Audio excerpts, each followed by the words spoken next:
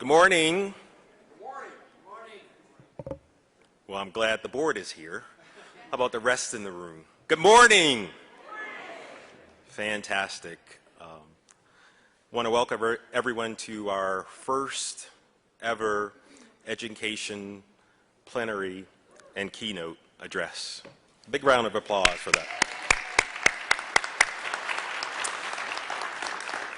So I'm Dr. Ian Martin, the president of SAEM, and for the last 30 years, really SAEM's been home to the brightest minds in academic emergency medicine, whether we're talking about research or we're talking about education.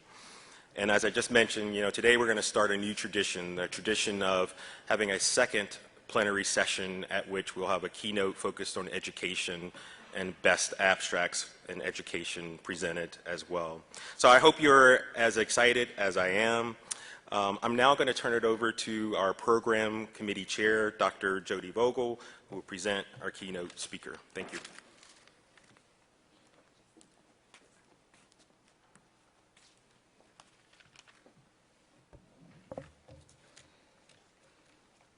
Good morning, everyone, and welcome to the inaugural Education Keynote Address. It is my great pleasure to introduce to you Dr. John Prescott, Chief Academic Officer of the Association of American Medical Colleges. Dr. Prescott, a board-certified emergency physician, oversees efforts to prepare and assist deans, faculty leaders, and future physicians for the challenges of 21st century academic medicine.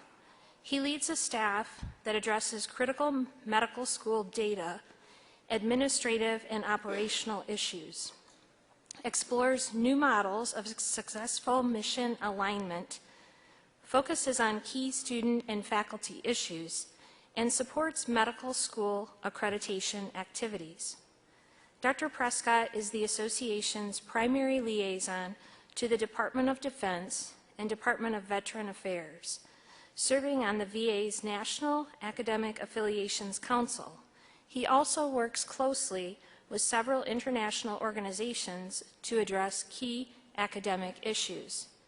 Prior to joining the AAMC, Dr. Prescott founded and chaired the Department of Emergency Medicine at West Virginia University School of Medicine, and later served as Dean of the School of Medicine for 4 years. This morning, he will be presenting on the future landscape of medical education. Please join me in welcoming Dr. Prescott to the stage. Well, thank you. Thank you. We appreciate it. Thank you. Well, great. Well, thank you very much. It was a wonderful introduction, and I really do appreciate it. I want to make sure that you all know that there are no conflicts of interest. I don't have anything to disclose.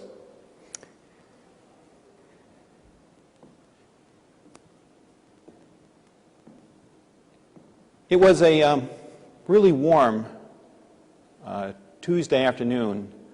I was driving back home to San Antonio, and I was contemplating what I was going to do as far as going into what specialty I was going to be going into. In medical school, I was sure that I was going to be a surgeon. And then I decided, no, that wasn't for me. And after the first 2 months of my internship, which was a transitional year internship in the Army, I'd done urology, and I looked at and done 2 months of cystoscopes, and I realized that wasn't for me. So I had gone up to Fort Hood, the Army's largest armored military post, to decide whether or not I wanted to be a flight surgeon, if that was part of my career. So there I was in my Toyota Corolla, chugging along, trying to stay cool. And that's when I saw them in my rearview mirror. It was a fiery red convertible coming up fast, really fast. And all of a sudden it was by me. And out of the corner of my eye, I thought I saw a young woman, her feet up on the dashboard, drinking a beer. Now, Corollas back in 1981, especially those with 4 cylinders, weren't meant for speed. So I just kept chugging along, right up until the time I saw that convertible flipped upside down in the median. I raced up to that as fast as I could, moved my car as fast as I could down the road, raced up to the car. My heart was beating out of my chest, and could see beer bottles in front of and on the side of the car. And then I looked underneath, and I could see the driver. The driver was pinned underneath, and her head was in a very unnatural position, and she was the first traumatic death I'd ever seen. Where is the other woman? I knew there was a second woman in the car, and I kept looking around the car, and I couldn't find her. And then I looked across the median and into the next road, and there she was, laying there. I ran up to her now. All the going through my head was A, B, C, A, B, C. And as I got up to her, I looked at her, and I was like, oh my God, she's alive. She's a mess. She's pregnant. What am I going to do? I'm in the middle of a deserted Texas highway. I have no equipment. I have no communications, and I have no skills. Later that night, I talked to my wife and told her about the trucker who came by with a CB radio, who called in the car crash. And I couldn't believe it, but the next two people who showed up was a nurse anesthetist and somebody I called Joe Paramedic. And we worked on this woman right up until the time the ambulance came. We got her tucked away in the ambulance, and she was on her way. She lived. The baby didn't. And that day, I decided to become an emergency physician. We all know the moment we decided to become emergency physicians. And the AAMC and other organizations research what influences the decision-making process medical students use to choose their residencies. I've heard many people speculate, oh, it's the debt. That's how they're choosing their residencies. But that's wrong. Debt is an influencer in only a fraction of the 14,000 students who participate in the graduating questionnaire. For over 50% of the fourth-year students, role models, like all of you in this room, played a key role in their specialty decisions.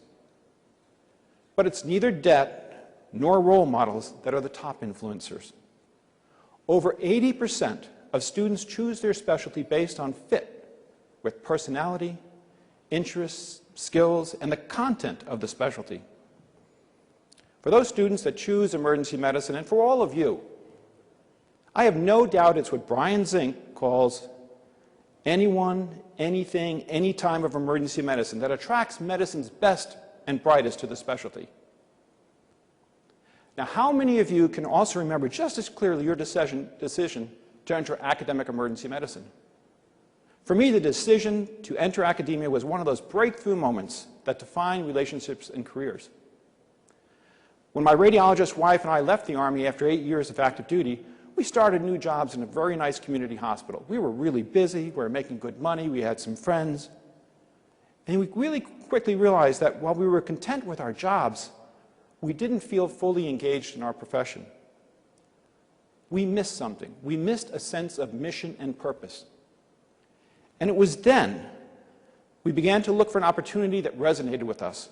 And we found it in preparing the next generation of physicians as part of the academic community at West Virginia University School of Medicine. Now, I don't have access to any survey data regarding why each of you decided to become an academic emergency physician.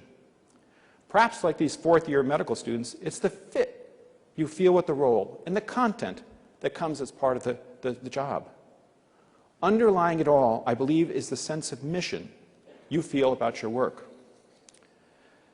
The topic of my talk today is the future landscape of medical education.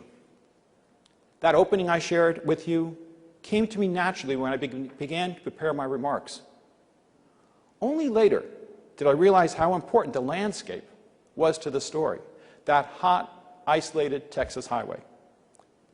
So being in that place at that time was pivotal to me personally, and I'm going to ask you all to hold on to that scene and to the power of landscapes as a metaphor as we spend our time together today contemplating the future. I am very pleased and honored to be invited by Dr. Ian Martin and Dr. Jody Vogel to deliver this talk. I really had to double check that they wanted me here. Sure, I've been a member of SAEM from its beginning, and yes, I've kept up my emergency medicine board certification, but it's been years since I practiced clinically or worked in an academic emergency department. They reassured me that I was chosen because of my experience and perspective, and then they gave me clear marching orders, and as a good soldier, I'm going to follow them. Be informative and be inspiring, and I will do my very best to do both. It is my hope that I can give you time to pause and reflect on our changing world, and not only on what we're doing in academic emergency medicine, but why. I hope to make this talk informative, entertaining, and especially applicable to emergency medicine's future landscape, a future that is as strongly linked to its values-based foundation as it is to the rapid technological and biomedical innovations surrounding us. When I look around this room, I am simultaneously amazed and awed. Now, clearly, I'm from a generation older than the vast majority of you. Yet we have more in common than you might think. In fact, I think we have many shared experiences. Now, there were some 3,000 people registered for this meeting, and there's quite a few less here in this room. But let's try something. With a show of hands, how many of you have intubated patients under trying and difficult circumstances? How many of you have had to deliver bad news to weeping and anxious families? How many of you have experienced miracles, true saves that defy all expectations? And without even raising our hands, can we all agree that we've eaten pizza that wasn't ours in the break room? Yes, we have a lot in common, and we come to this meeting with unique perspectives. What is your perspective? Are you a program director, clerkship director? Are you a section chief, chair, administrator? Are you students, residents, fellows? Do you do research primarily at the bedside, at the bench, in the community? Are you primarily interested in you and me, graduate medical education, continuing education? Or do you look at the entire continuum of education? Are you looking at certification, remediation, licensure? Ask yourself, how does your perspective impact what you get out of this meeting and what you give back to emergency medicine, those you care for and those you mentor?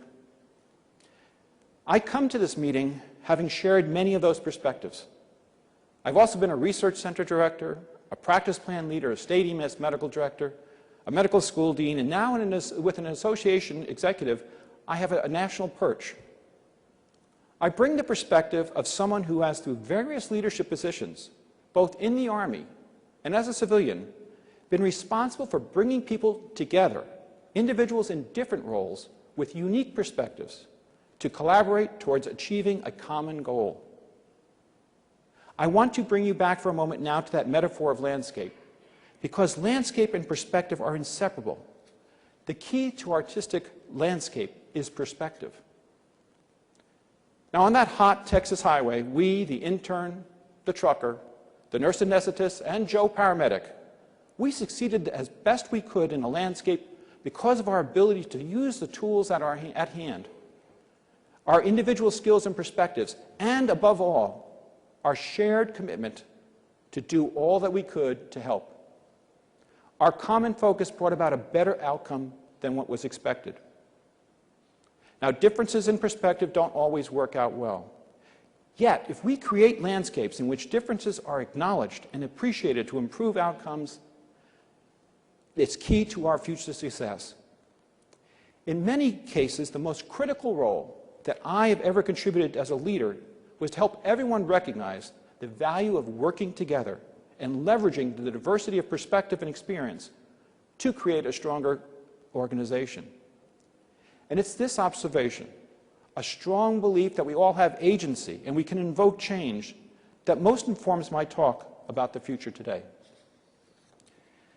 Now, I have a spoiler alert, and perhaps more to the point, I cannot actually paint these future landscapes for you. The further out we go, the further out we into the future, the less certain we become. So I've got to tell it to you straight. Even though I've been an emergency physician for the last 40 years, and I read the Washington Post from cover to cover, and listen to Fox News whenever I go over to my mom's house, I don't know exactly what the future landscape of academic medicine looks like. And according to my watch, it seems we're all free for the next 20 minutes, so humor me, let's just keep going. What am I sure of? I am sure that regardless of what the future looks like for academic emergency medicine, we need to be prepared to achieve success. As a specialty, we already know this. Emergency medicine continually adopts and thrives on change. Now, 50 years ago, some of you do remember this, emergency medicine was largely practiced in a hospital setting.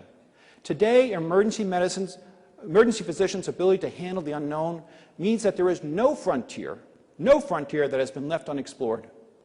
We've been to the top of mountains, we've been to the bottom of the sea, we've flown into space, and we have been on the front lines with those who risk their lives. And we've taken our work to remote locations, and we continue to make our mark in politics. Emergency physicians continue to step up to challenges both within and external to academic medicine, and as a result, we lead health systems, schools of medicine, and federal agencies. As academic emergency physicians, we have always done our best to prepare for the unknown for future landscapes. As we have done in the past, we need to ask ourselves, how will advancements across the domains of technology, pedagogy, and care delivery transform the way we train the next generation of physicians, lead to impactful discoveries, and deliver the most cutting-edge patient care? The possibilities are infinite. Now, this meeting provides a tremendous opportunity to learn about some of the advancements in depth.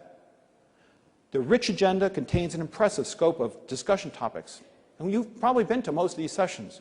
The latest advancements in simulation training, the critical research we heard about yesterday on firearm injury prevention, first-line treatment for complex metabolic diseases, ideas for advancing educational scholarship and leadership and development, methods for promoting diversity and inclusion within educational and patient care settings, and that is just to name a few. Yearly meetings like this are critical, but not sufficient to prepare for the future. To provide additional perspective and insights, we should consider the how and the what we teach in our clerkships and residencies today, and also reflect on the changes that have occurred in them over time.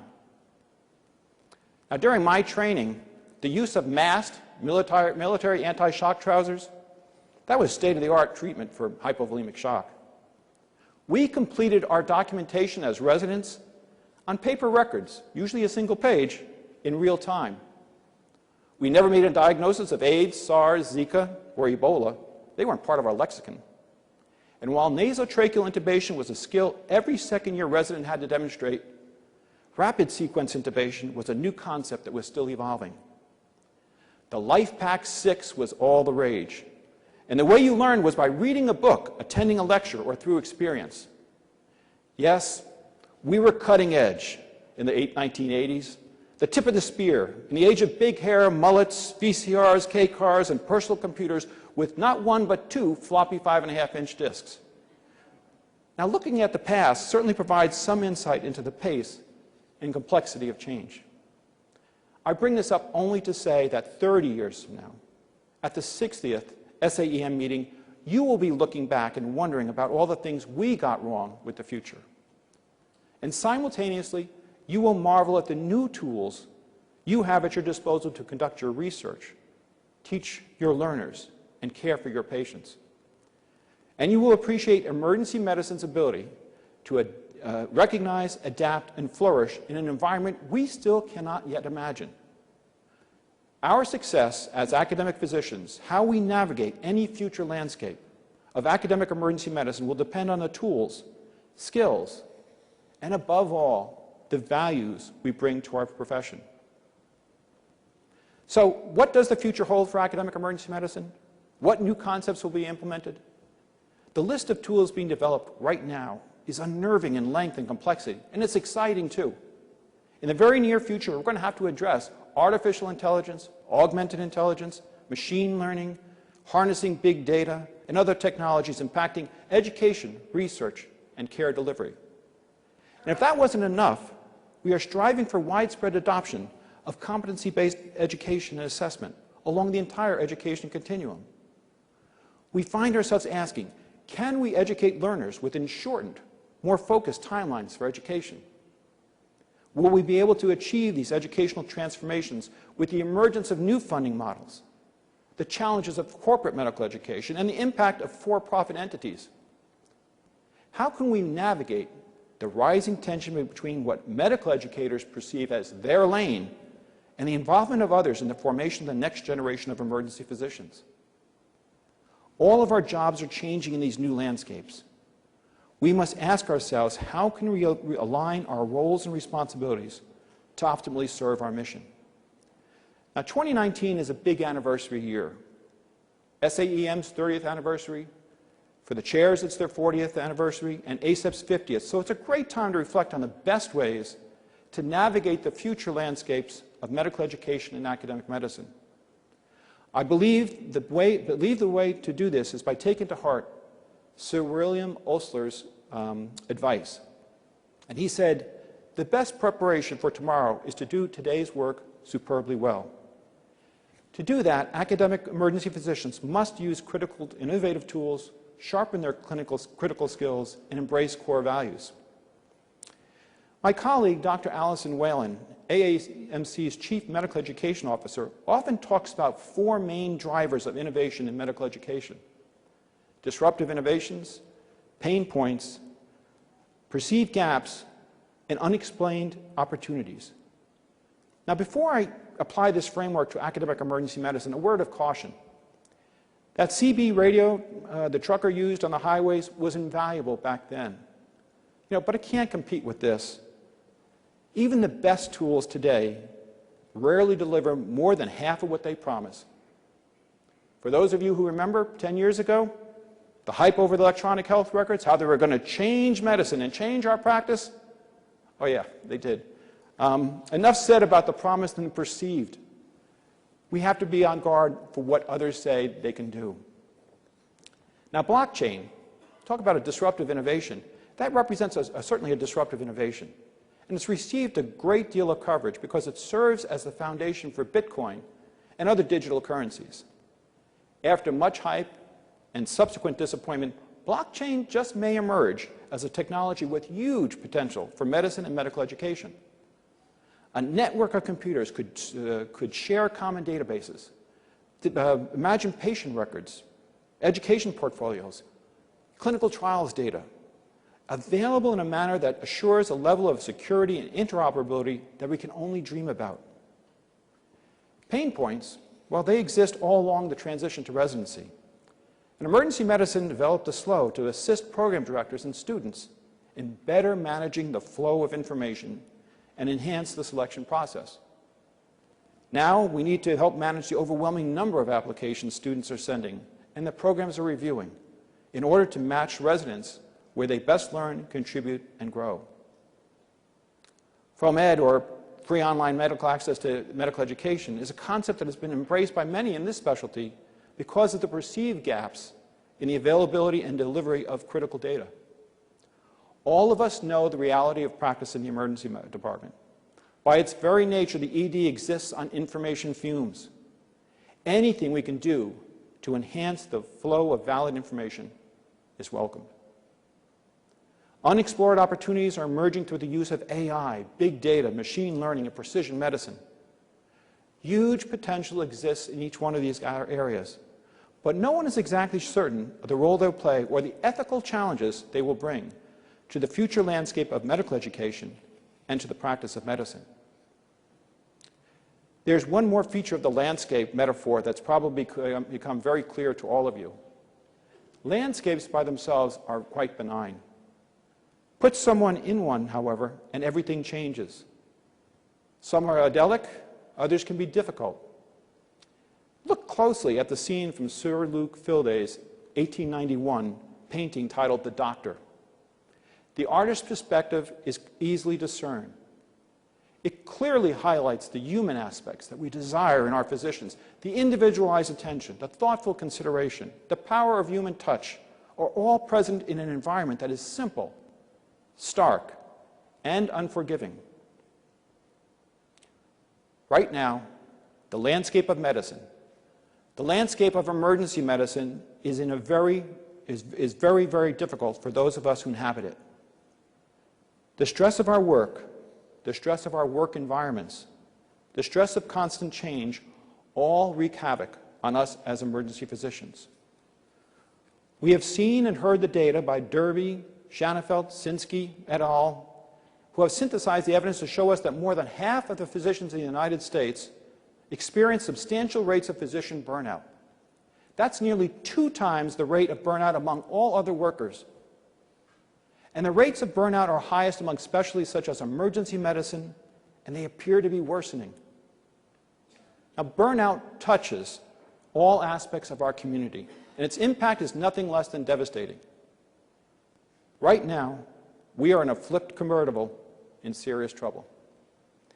This is a clear and present danger, and we have a responsibility to address the causes and appreciate the effect of burnout on our colleagues, our learners, and ourselves, or we will not have a future. We need especially to work with a shared commitment to change. One of our longest-serving deans, Dr. Dick Krugman from the University of Colorado School of Medicine, was famous for saying, "It's hard to have good table manners when you're chronically hungry." Burnout has an insidious effect on our professionalism. There are no excuses, but when we get caught up in the rapidity of change and the endless disruptors, we are more likely to dedicate our limited energy and our resources to just keeping up and attempting to shield ourselves from the environment in which we work. We find ourselves in survival mode rather than addressing the most entrenched and vexing issues facing our profession and our society. All of you know what I'm talking about. On a daily basis, we see the cruel impact of health disparities, and we seem powerless as our communities struggle to address the most basic social determinants of health. Within our own specialty, emergency medicine, there are issues of salary equity and the lack of diversity that do need our attention. We know we need to take action, yet sometimes we give in to our lesser angels, we cut corners, and yes, we compromise our values. Our good manners go right out the window. Burnout can lead us to believe that we are powerless to take control and change our landscape. However, that's not the case. In my role as the Chief Academic Officer of the AAMC, I have the privilege of national perspective. On certain days, I'm able to see above the fray, to see what's going on and what we're doing to change the landscape. And I am encouraged. Within academic, we continue to drive change together. There are collaborative efforts right now dedicated to competency-based education. Global conversations are occurring to establish accreditation standards. And there's a collective work on easing the entire transition to residency process. Burnout is no longer being seen as a sign of individual weakness, but rather as a result of an unhealthy work environment.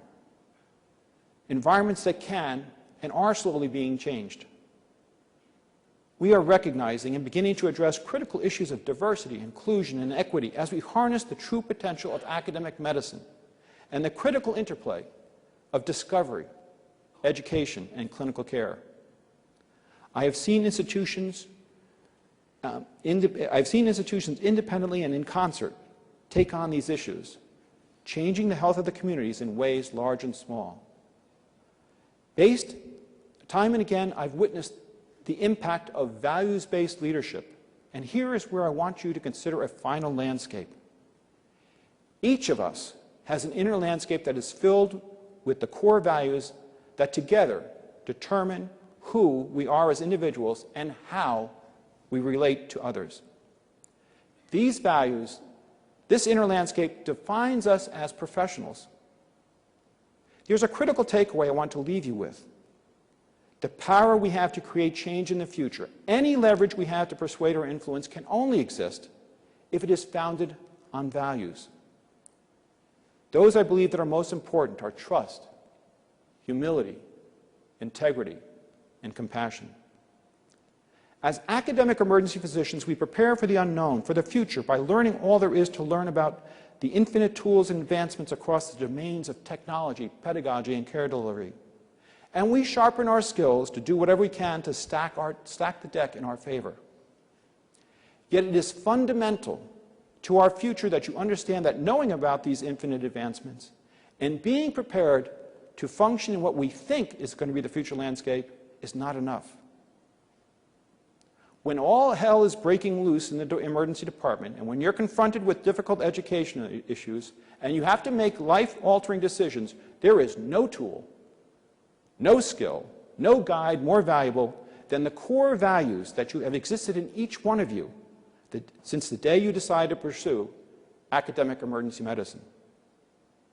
Now, trust, that exists between you and others when you establish relationships and with others that are built upon the understanding that you will be there for them and they can rely on you.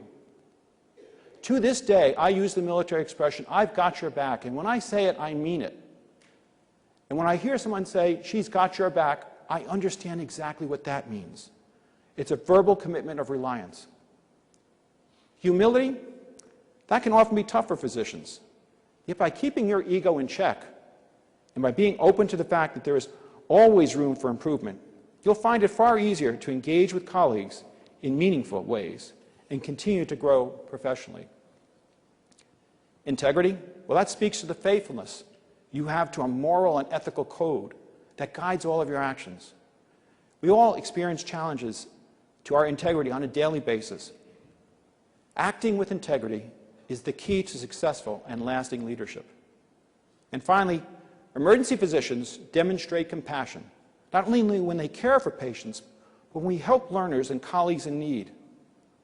While understanding the pain and discomforts others may feel, we seek ways of mitigating that suffering.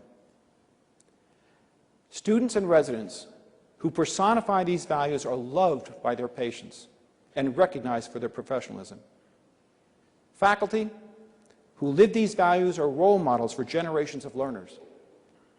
Leaders who demonstrate these values inspire all of us. Whatever perspective you bring to today's meeting and whatever your contribution is to the future of academic emergency medicine, be it educational, scholar, learner, program director, chair, researcher, these values must guide your decisions and actions. So I do feel it's appropriate to let you in on a secret, and this is my first SAEM meeting I've ever attended. Now, you're probably asking yourselves, is he kidding? He paid dues for 30 years and he never went to a meeting? The simple reality is I never thought I was smart enough or qualified enough to attend one of these meetings. And that's the truth. I used to look at the abstracts and posters and think, what are these people talking about? Now, there's some of you in this room that can measure significance by comparing injury mechanisms using the unequal variance two-tailed t-test. Now, you try saying that 3 times in a row quickly. And others of you in the audience who actually understand what that means. Me, I could use some help with p-values. Yes, we're all academic emergency physicians, and upon reflection, I realize we're speaking the same language, but simply different dialects. Our approaches and interests vary as much as the environments that we work in. We address our own challenges, all while preparing for the unknown. And that is the why of academic emergency medicine. And that's why it is so powerful to be here with all of you today. I started off by telling you a story about how I chose emergency medicine. And I want to end with a brief story about the impact each of you can have on those that you care for, teach, and mentor. In 1990, I was a new faculty member at West Virginia University. And we got a report that there was a 10-year-old boy falling off a cliff at Cooper's Rock, about 20 minutes from our hospital. His mom is a physician, and she decided it was best for him to take him by car and bring him to the hospital. We all know the badness that can accompany blunt trauma from a height, and we did our best to gear up. The good news was that after a complete workup, there was no head, chest, or abdominal trauma. But he did break both arms, his jaw in several places, and was pretty banged up. And he was lost to follow-up. At 11:31 on June 22nd, last year, I received this text. It's from my daughter, Amy, who had just begun her first day of emergency medicine residency at the Georgetown MedStar Washington Hospital Center. In case you can't read it, it says, Amy, got my first tube. Me, and you intubated someone on your first day? Yes. Did I say that right? Okay. And then my emergency medicine fatherly response. Good for you, and more importantly, for the patient. 4 hours later, I received another text. Amy also did a sphenopalatine block and a second tube. Now, the rather unsophisticated text response from her proud father. Holy crap, procedure log. It's pretty amazing that she was able to complete these procedures on her first EM shift. What's even more astonishing was who her attending was that day. That 10-year-old boy I treated in 1990 grew up to be Dr. Jacob Isserman, my daughter's clerkship director. Those of you in this room who are parents are probably familiar with the nagging question, have I prepared my child to succeed in the world? For educators, the more familiar version, have I prepared my student, my resident? For each of you, have I prepared my profession for the future? Whoever, whatever, whenever, wherever, preparing for the unknown, that's the why of emergency medicine. We want to be ready for whatever challenges await us. You need to be part of the solution as academic emergency physicians, addressing society's needs and those within our specialty. And we must work together and build upon what we've learned from the past as we prepare for the future landscape of academic medicine. To quote Sir William Osler again, the best preparation for tomorrow is to do today's work superbly well. I am so glad that I was ready to care for that young patient, and I'm delighted that he, in turn, was there 29 years later, guiding my daughter the first time she saw patients as an emergency physician. We both impacted the future by doing our work well. In closing, it is essential that we prepare our learners and ourselves for the unknown. So embrace the best of the new. Continually sharpen your skills, and most importantly, embody the timeless values of physicians.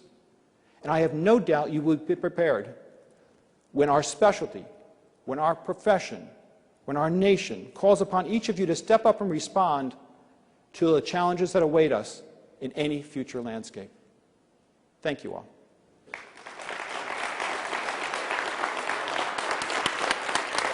Thank you. Thank you. You got the gift. I really appreciate it. Thank you.